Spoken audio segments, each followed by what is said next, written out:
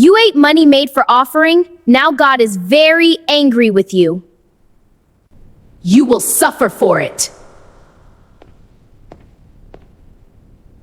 This little girl here is lying. I didn't eat any money. I am telling the whole church the truth. Now go back to your chair, you silly girl.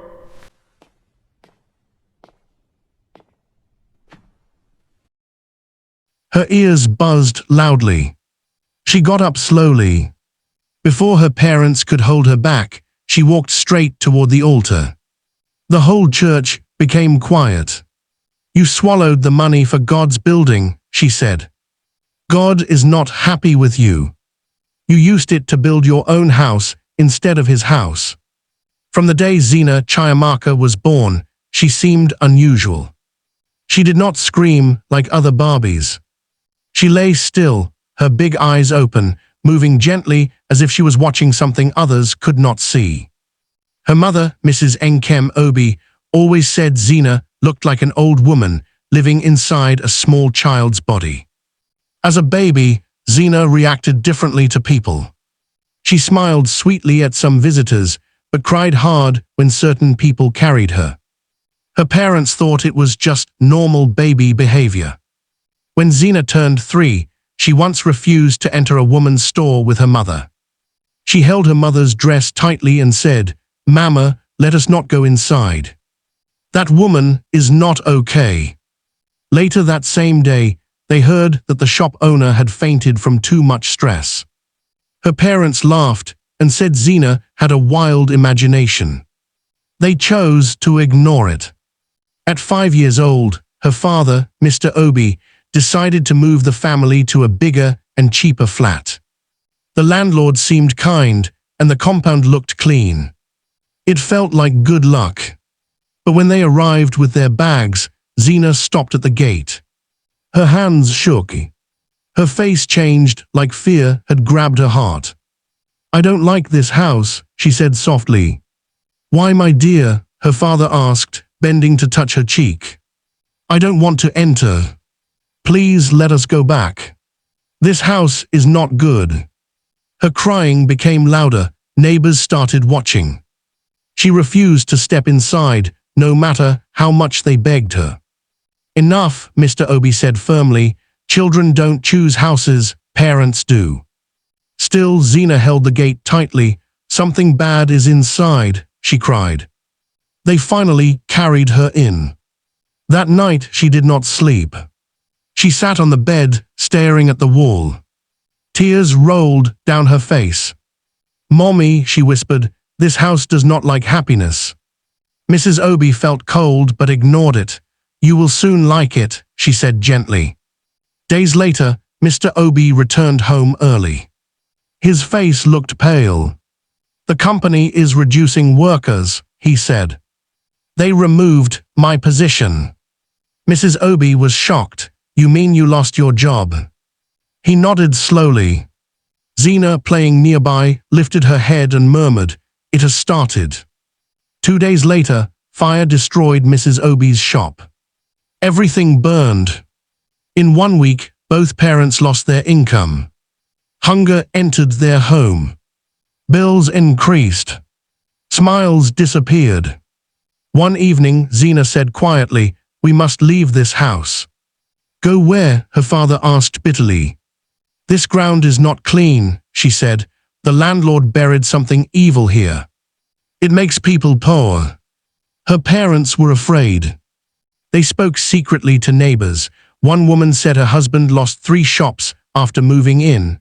Another man said all his savings finished after he came there. Fear filled Mr. and Mrs. Obi's hearts. They borrowed money and left the compound. Life was still hard, but the heavy darkness lifted. Small blessings returned. As Zina grew older, her gift became stronger. She saw clear pictures in her mind. She felt deep pain when people hid secrets. Her parents warned her, "Keep quiet. Not everyone likes truth." But Zina could not stay silent when something burned inside her. One Sunday, at 10 years old, they went to church. The pastor had announced a building project. Members had given money for months. While he was preaching, Zina began to shake. Her ears rang. She stood up and walked to the altar. "You took the money for God's house," she said boldly. "God is angry. You used it to build your own mansion." The pastor's face turned pale, then angry. "This child is possessed," he shouted. "Take her for deliverance." Rumors spread quickly. Some people feared her. Others called her evil. Later, Mrs. Obi sent Zina to deliver food to Mrs. Adaku, a cheerful woman who always praised her husband. As Zina handed over the food, her hands trembled. "Your husband has another baby," she said softly.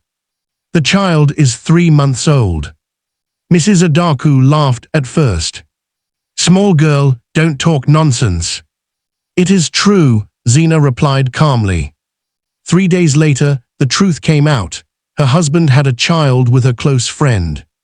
Fear of Zina grew stronger. Another time, a young man named Toby visited them. He was excited about traveling with friends. "Please don't go," Zina warned. "There is death on that road." He laughed but felt uneasy. He delayed his trip. The next day, the bus crashed. No one survived. Toby fell to his knees in shock. Soon, people accused Zina of being a witch. One angry woman shouted, "She said my child would fall sick." The truth was Zina had only advised her to care for the weak child. That night, Mr. Obi said sadly, "You must stop talking." "But Daddy, I only say what I see," she cried. "Not everyone wants to hear it," he answered. Zina stayed indoors after that. She watched other children from the window. She carried heavy secrets alone. One afternoon, her mother took her to the market. On the road, Zina saw a well-dressed woman with a sad face. "Please let me speak," Zina begged.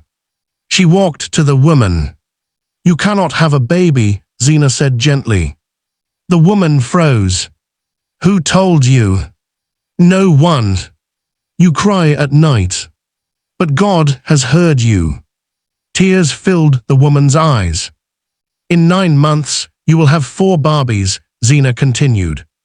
"When you reach home, dance and thank God for 1 hour." The woman promised to do it. Weeks later, she discovered she was pregnant. 9 months later, she gave birth to quadruplets after many years of waiting. Doctors called it a miracle. The woman searched until she found Zina. One day, many cars filled their street. Neighbors watched in surprise. The rich woman stepped out carrying her Barbies. She knelt before Zina. "Thank you," she cried. She offered Zina a full scholarship and built a new house for her family. Shame turned into celebration. Fear changed to respect. Those who called her a witch now called her blessed. And the girl who saw beyond human eyes finally saw honor in her own life.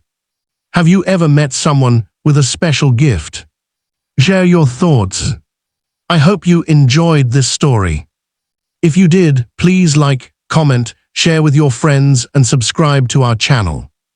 Your support helps us keep bringing amazing stories just like this. Until the next story, please stay safe and stay prayerful. I love you all.